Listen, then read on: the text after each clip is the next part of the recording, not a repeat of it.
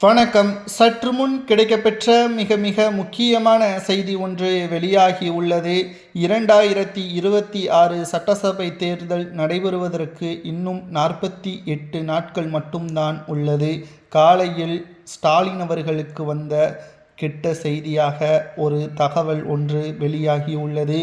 கூண்டோடு திமுகவின் ஆட்சி கலைக்கப்படும். 10ற்கு மேற்பட்ட கட்சிகள் கூட்டணியில் இருந்தாலும் கூட திமுகவால் இந்த முறை வெற்றியடைவது கடினம்தான் என்ற தகவல் தற்பொழுது கிடைக்கப்பெற்றுள்ளது. இதற்கு மிக மிக முக்கியமான காரணமே திராவிட முன்னேற்ற கழகத்தின் ஆட்சி மக்களுக்கு முழுமையான திருப்தியே கொடுக்காததுதான். திமுக சொன்ன வாக்குறுதிகள் நிறைவேற்றாதது. ஒட்டுமொத்தமாக தமிழக மக்கள் தற்பொழுது திமுகவை வெறுத்துவிட்டார்கள். இதற்கு என்ன காரணம் தெரியுமா?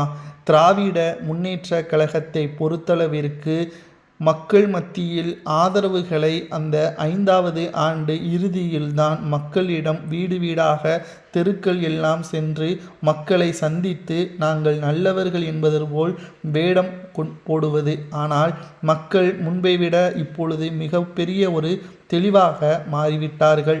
இப்படிப்பட்ட ஒரு சூழலில் திமுக கருணையின் அடிப்படையில் மக்களுக்கு இலவசத்தை வாரி வழங்க முடிவுகளை மேற்கொண்டு விட்டது.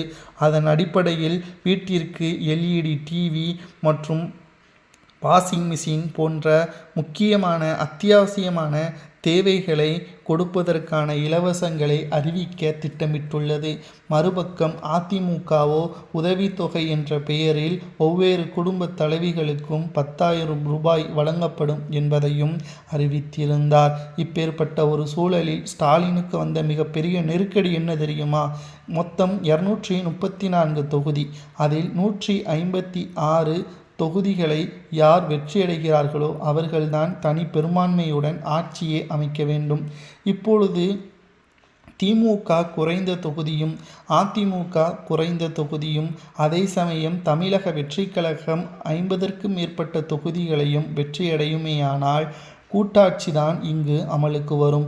மேலும் இப்படிப்பட்ட ஒரு சூழலில் திராவிட முன்னேற்ற கழகத்துடன் விஜய் அவர்கள் கூட்டணியை வைக்க மாட்டார் என்பதை உறுதியாக தெள்ளத்தெளிவாக கூறிவிட்டார். தற்பொழுது மேலும் மக்களுக்கு நன்மை செய்யும் விதமாக விஜய் அவர்கள் முதல்வர் பதவியை பெற்றுக்கொண்டு துணை முதல்வர் பதவியில் விஜய் அவர்களை அமர வைக்கக்கூடிய ஒட்டுமொத்த ஒரு சூழலையும் எடப்பாடி செய்வார். ஆனால் இறுதியில் வெற்றியடையக்கூடியது விஜயாகத்தான் இருக்கக்கூடும். இதனால் ஸ்டாலினுக்கு இன்று காலை வந்த செய்தியாக கெட்ட செய்தியாக பார்க்கப்படுகிறது.